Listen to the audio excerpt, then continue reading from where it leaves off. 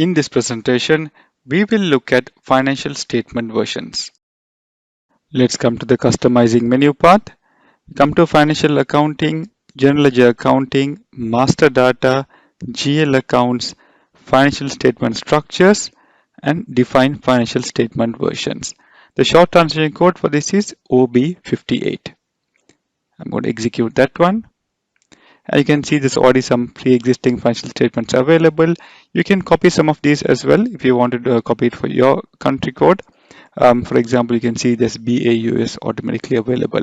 I'm going to create my own version. So I'm just going to simply copy it from here, financial statement USA, copy it over, and I will call it as MUS1,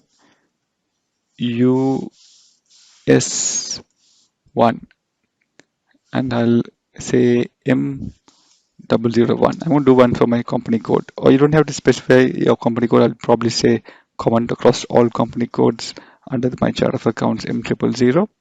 My chart of accounts, I'm going to specify that here, M000, and that's it.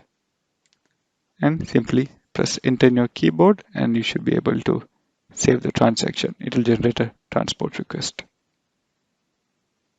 Now after saving, I'm going to click on financial statement items, and you can see because I have copied over from the USA one before, which was I think BUS something, it is copied for what the format as well. So you don't have to start from scratch.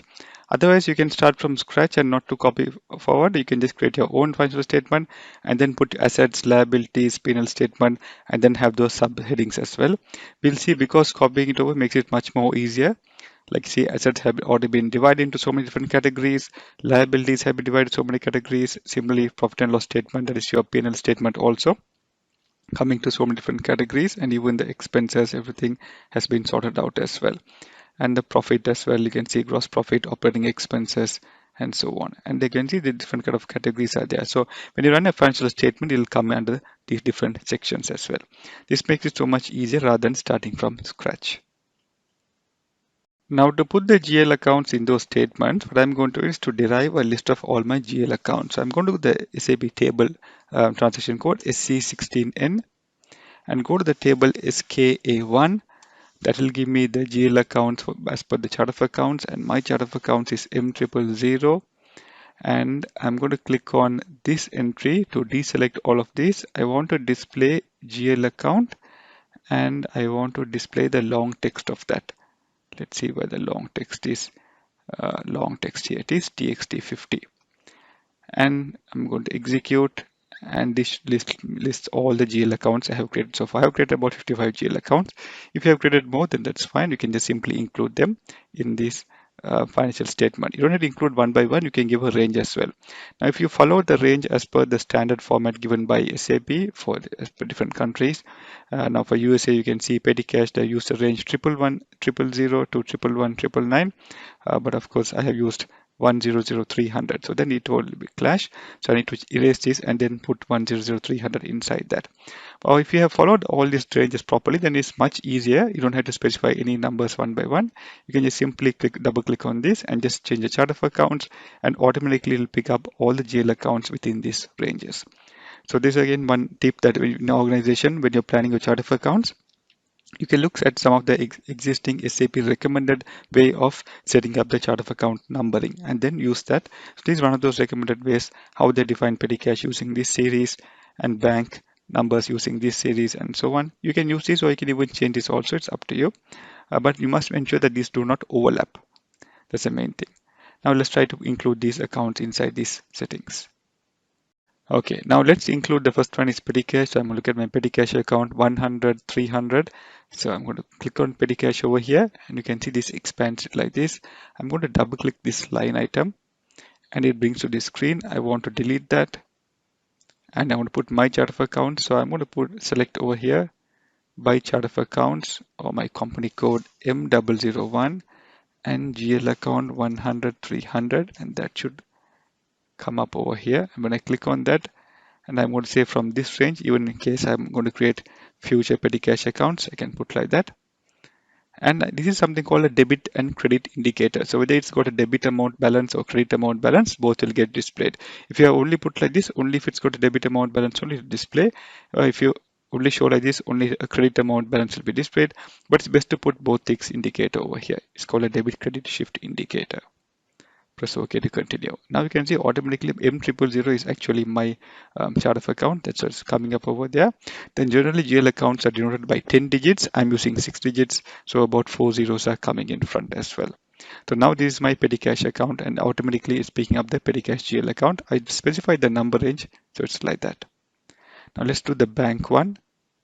I'm just going to double click here again, delete this, and then look over here. What's my bank account? I'm using 100 100 to 100 200, so I'll specify 100 100 100.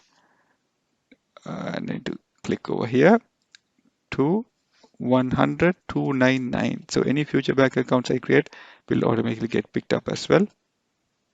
Press OK to continue, and then it should pick up all the bank accounts. So even in future you create some bank accounts within this number range, you don't have to come back to your financial statement and edit manually. Next is inventories. I'm just going to expand inventories. You can see you got specified to different categories: raw material, work in process, semi-finished good, finished goods, other, and so on. If you have created some GL account within this number range, you must go and delete them so it will not overlap. I'm just going to press OK there.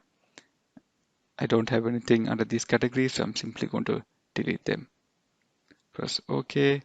Similarly for semi-finished goods as well, delete, press OK, finished goods, delete, press OK, other, delete, and press OK.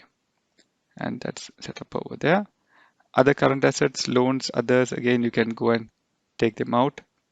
Otherwise, it might just simply clash with some existing GL account numbering, which you're planning to do.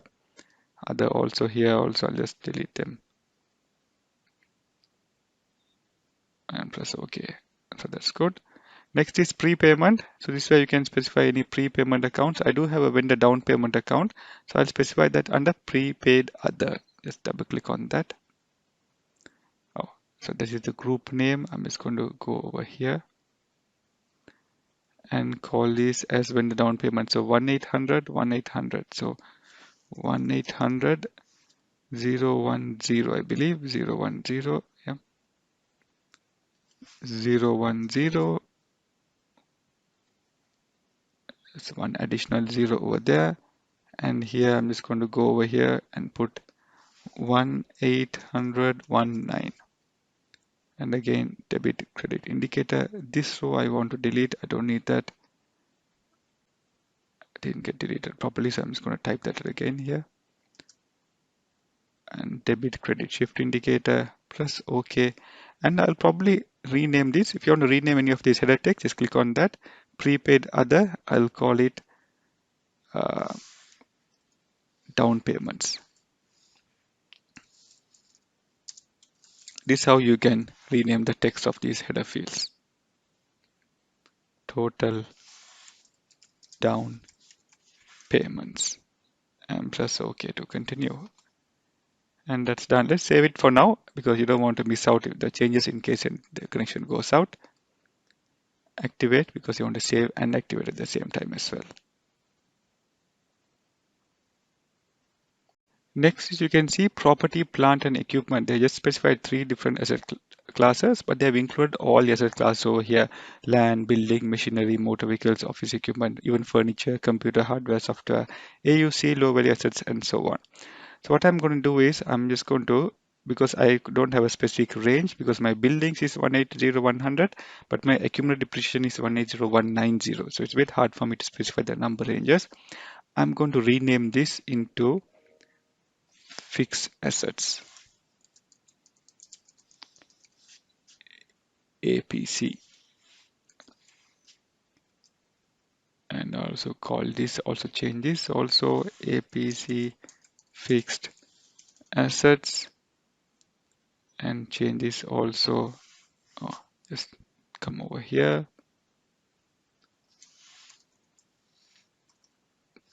Total APC fixed assets.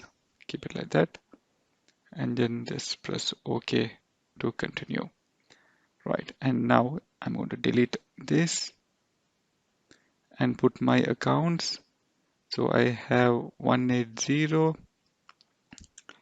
180, 100, 200, 300, 400, 500, and that's about that. So I'm just going to copy them over here. 180, 100. I think it's like this. There it is. And copy. I can't put a range because I'm having the accumulated depreciation coming up in the middle. So I'm just going to change this into 2 and change this into 3.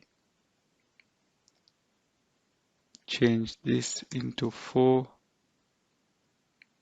and change this into 5. I need to specify the debit credit indicator also. Just double check that all has been specified. Excellent. Press OK to continue. So this will be my APC fixed assets category. And the next step, I'll say less accumulated depreciation. Double click on that on FA fixed assets. Keep it simple. Keep it simple FA and press OK to continue. And here I'll go again. And what I'll do is I'll just simply copy it from here. But I might have to change. I just have to press Control Y in my keyboard and I can just drag like that. Control C, come over here, delete this, Control V, and I'm just going to put a 9 here at the end, and that will be my accumulated depreciation account. 9 here, there it is, 9 here, 9 here, and one more, and select that, and 9 here again. Select the debit credit indicator, and press OK to continue, and it should have applied to all the others as well. Excellent. And then save for now. Press OK to continue. Done. Then I have a few more accounts after this, 1899s and all of these. These clearing accounts will anyway net to 0. So even if you don't specify in your statement, it doesn't matter. But anyway, we'll just put it in. So what I'm going to do is I'm going to take out this other long-term assets. I don't need that setting. So I'm going to delete that. And this investment, I'm going to use this and I'm going to see what's coming underneath that. That's just, okay, one code. I'm going to go to investments and I'll rename it to other current assets. Just to keep it simple, and say other current assets. Copy that and put that over here. Other current assets, press OK to continue. And here I'm just going to delete that. Copy it from here, starting from here. So it's going to press Control Y in my keyboard. Copy all this 189 series onwards. Press that and OK. Specify this and this. And that's been copied over and save. Now I have completed my asset section and we got to do that for liabilities also. So I can close that and let's open up current liabilities. So now I can see under current liabilities, I have trade payables domestic and I do have a domestic account. So I'm just going to double click on that, delete this, specify my domestic vendors, that is 202010. I'm going to go over here, specify that. Click on the debit credit indicator, press OK to continue. Similarly, go to trade payables foreign, double click on this, delete the one with those chart of account information, and foreign vendors, going to Control C here, Control V over there, debit credit indicator, press OK to continue, and that's updated as well. And let's see some of my other ones. I have intercompany AP clearing accounts also have, so let me go and specify that. You do have intercompany section here. Delete that, specify here, press OK to continue. And I have contra offset machinery, contra offset vehicles. So these are some of those contra accounts I've created earlier for those asset purchases without a vendor. So I'm going to need to specify that. You have a customer down payment. I'll put that under other payables. Customer down payment. Delete this. And press OK to continue. And I'll change this also to down payments. There you go. I'll say AR down payments just to differentiate from the previous one. I had another down payments also. AR down payments. Copy that and put it over here. There it is. Press OK. So that is done. And then I have these two contra offset machinery vehicles items. I'll copy them and put it under other liabilities. And click on that. Okay. Then what else do I have? I have input tax indicator. And you can see taxes payable. There is a category for that. Let's put that here. If you want, you can be consistent, like you can have taxes payable, taxes receivable. You can create another section under assets over there and put that output tax section inside that one. And then intercompany have already done, and retained earnings. So I think we have covered over all the GL accounts for the equity side. Compensation benefits, I don't need it. I'm going to take it out. So I have this setup, this setup, this setup, other liabilities, I put it up. Non-current liabilities, what's there? That's for the trade payables, domestic. Oh, that's a this is the long-term liabilities for these sections. I don't have any of that, so I'm just going to keep that blank. Save. Let's add the retaining earnings account for the equity section as well. I'm just going to expand equity, retained earnings account just underneath that one. So I'm just going to go over here, expand that, and double click on that. I'll delete this, and my retained earnings account is 302,000, 302,123. Select that one from M000. So make sure you use the correct chart of account to select that. Press OK to continue, and that's done. Now, if you want to add another section underneath this, for example, under equity, if you want to add another section, you simply click on create items, or any other places. If you want to create a subfolder, just have to click on that top folder, and then you can specify all the levels as you want. So under equity, if you want to put some more sections, you can specify that. Under liabilities and equity, even the higher level section, if you want to specify, you can just specify underneath here as well. Then this will be parallel to equity. So this is how you can define the hierarchies if you're starting from scratch, but it's best to always use the standard one and take it from there. Simply save. Now it's always best to do a check to ensure that you have set up all the accounts so you have not missed anything. So far I have covered my 1 series, 2 series and 3 series, so that will complete my balance sheet. And I'm going to click on this icon over here, check. And then specify your chart of accounts will automatically be selected over there. From company code, specify your company code, press OK to continue. And it does a check and says, here it is. These accounts are missing so far. So I have not done the 4 series yet, but I have missed 2 numbers over here. This is in the asset side, 102010 and 18040. So I'm just going to note them down. This one is for the APC fixed asset for vehicles, and the other one is domestic customers. And then what I'm going to do, close that, go back to my assets section. There it is, close this out, asset section, account receivable, trade receivables, domestic. There, I got to make the change over here, delete that, and put my account over here, 102010, domestic customers, and save. And that's done. And also I have one more to go, that is 180410, that is under APC fixed assets for vehicles 410 AUC account, I believe. So just going to double click on that. 180410 because it's intra-company transfer. So I'll just put that here as well, just to make it easier. And press OK. Save. Save again. And now do the check once more. Hopefully all my balance sheet accounts are done. Now only the P&L accounts are left over here.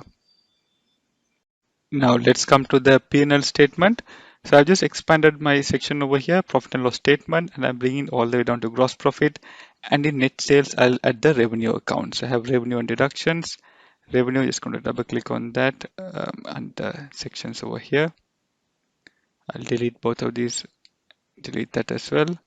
And my revenue accounts, I have a couple of revenue: domestic revenue, international revenue, revenue from sale of asset, gain of sale of asset.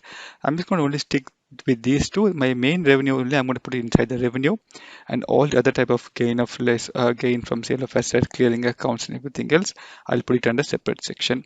So I'm just going to copy these two, Control Y, and then you can highlight and copy that, Control C again, paste that over here, and press OK to continue. And that's okay for my revenue. I don't have any deductions, so I'll just delete this off for now, just so it does not clash with any other GL accounts. Cost of goods sold, I'm just going to leave that as it is. No need to do any changes for that so far. Other income and expenses, I'll put these gain or loss of sale of accounts all inside that. Where do I have here? Control C,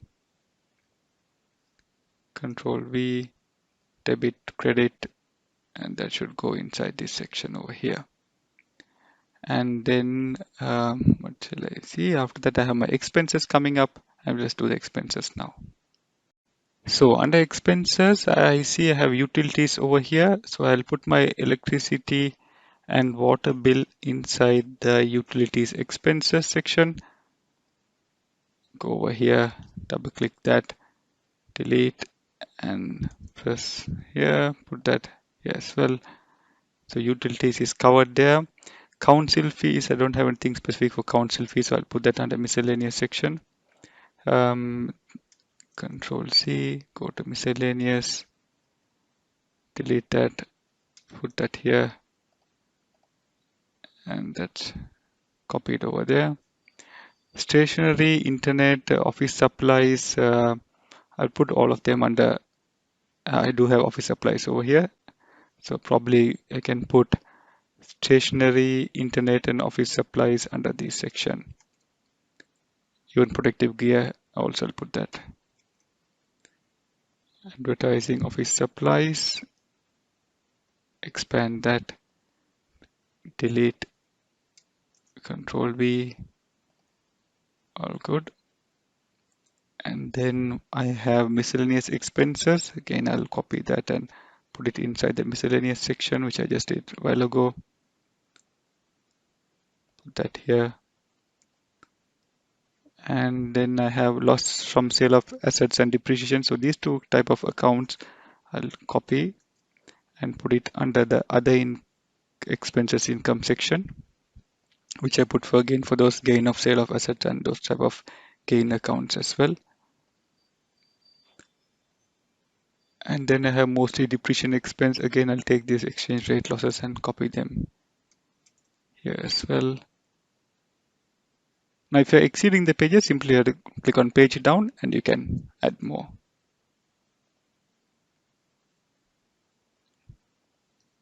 I had 3 over there. Then I have depreciation expense accounts. I'm just going to copy here,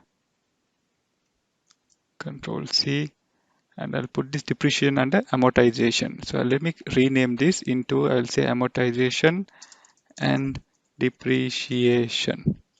Call it like that. And underneath here, I can put those accounts over there. Delete and And that should be okay. Let me see if I missed any more accounts. Yep, everything has been assigned. All good. And let's do one final save over here, and this time we'll save and activate as well. That's been activated now. Now it's been saved and activated the same. Now that we have created the financial statement, let's run this. You have this option of running using the transition code F.01. You also have Fury apps as well, and some organizations will have the SAP Lumira reports, which gives you a nicer version of these financial statements. By using the GUI menu path, you can come to Information Systems, Accounting, Financial Accounting, General Ledger, Information System New, Financial Statement, General, Actual comparisons, and you have two reports over here. One is you can compare the financial statement between current year and previous year or any other year. And you can also compare between ledgers also if you have multiple ledgers. We only have one leading ledger, that is 0L, but if you have multiple ledgers, you can do a ledger-wise comparison as well. I'm using the standard financial statement report. And I'm just going to enter my chart of accounts, M000, and my company code. I'm going to run one company code at a time. M001, that's also done. And I'm not going to restrict any GL accounts because I want all the GL accounts to come. Financial statement version MUS1 reporting year I want to do from 2020. I'll compare for 2019. Reporting periods 1 to 16 selected by default. And here you can specify by business area. If you want to run a report for your business area, you can specify business area ledgers as well. And if you want to put your segment also, you can just click on this option over here, dynamics, and then scroll down and you'll find segment. You can push that across to over here and specify the segment as well. And if you want to specify those information, you can specify separately in the segment level as well. I'm just going to exit that, click on this, just close that. We just keep it simple, just run for company code and chart of accounts, reporting here. And here you have these three options, how you want the layout to look like. Classical list, ALV grid control, ALV tree control. We'll look at a couple of these options. Let's look at the ALV grid control first and execute. Press OK to continue. And this is how the grid control will look like. So first you can see the assets are coming at the top and it's breaking down into cash and cash equivalents. Petty cash, total of petty cash amounts are coming up over here. And these are the two bank accounts and bank account balances. This you can see comparison of the current year. I put 2020. I comparing to a previous year 2019. You can even put a forward year 2021. Any type of years you can specify, and it does a comparison and gives a difference here as well. And you can give a percentage difference as well. And it gives the bank account total, current assets, total cash and cash equivalents. It gives a total as well. Then it breaks down into accounts receivable and gives the account receivable balance. Then the fixed assets are coming up over here, fixed asset balance, accumulated depreciation on these fixed assets, that's also coming up over here. And then the other current assets amount is coming and total assets is coming as an overall total as well. Then we come to the current liabilities, and these are domestic vendors. Amount is here. You can see now liabilities is coming at a credit entry. Input tax 802, control offset entry is coming up, and total current liability is showing here. Then we come to the equity and the total profit and loss statement. So you can see the net sales, domestic revenue 25,700. That's my total revenue. Electricity expense, water bill expense, all the other stationery expense related expenses are coming over here. Council fees, miscellaneous expenses, total operating expenses this much. So profit is around 8,164. So if this is a negative sign, which is a credit entry, and revenue or profit, if it's in credit entry, which means you have got a profit. If it's got a debit entry, which means there's no negative sign here, that means you're on a loss. And these are some of those revenue from sale of asset. All this amount is coming up, and total other income and expenses is coming to 52,670. And then you have a total income before taxes is 44,500. Now it's actually a loss because these other income expenses is hitting my revenue. And then that's my total final balance. So my currently you can see income before taxes 44,505. We have not got any tax account. We're not paid any taxes yet. 44,505.38, and because it's a debit entry, so overall my net loss is 44,505. Until here, and the operating profit is actually we have a profit over here, but when you include all the other type of expenses, that is becoming a net loss. And we can go back and we can look at another view as well. Let's look at the tree view. Press OK to continue. And now it's at a bit more hierarchical level. You're saying the assets and those top nodes are here, and you can break it down into short nodes here also like this. And it breaks down the GL account and goes to the company.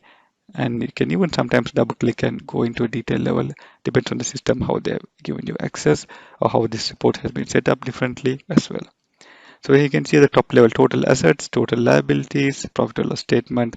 All this information is coming up here.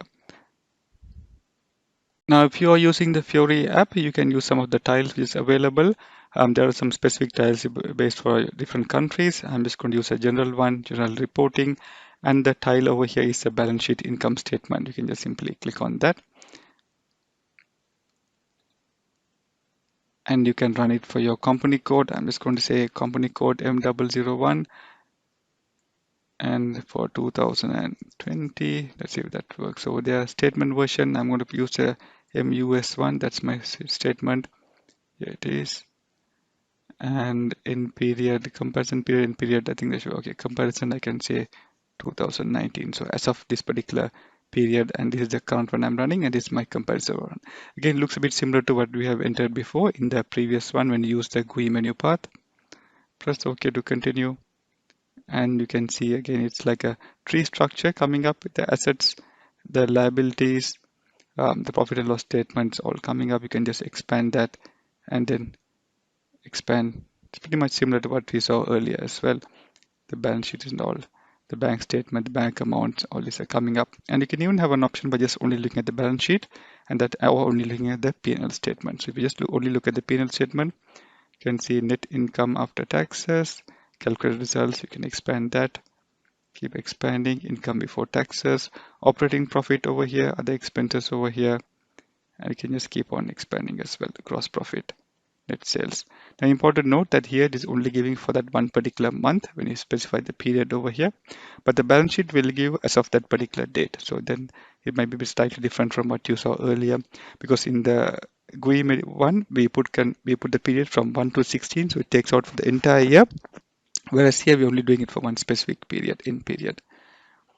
And here balance sheet will of course will give you as of this particular date. So it doesn't matter. We don't put a range. As long as you put the last period available where you had the transaction, it'll pick up from there as well. So have a play around with this Fiori app. There's a couple of tiles available as well. And you can also select one which is equivalent to your country if it's already there. In this presentation, we saw how we can set up a basic financial statement. You can copy an existing financial statement, which is if a country is already listed, just simply copy it and rename it to a different financial statement number. Or you can use another country if your country is not listed, some other country which is closest to your geographical location, and copy it over and then rename it. And then you can proceed to do the necessary changes. The good thing is you will get the structure of the financial statement if you already copy from an existing one provided by the system. You will take a bit of time putting all your GL accounts inside those statements, but it's quite easy to do. Like we saw, we put about 55 GL accounts. If you have less GL accounts, it'll be much quicker for you as well. Then once you create a financial statement, then please run using the financial statement transaction code.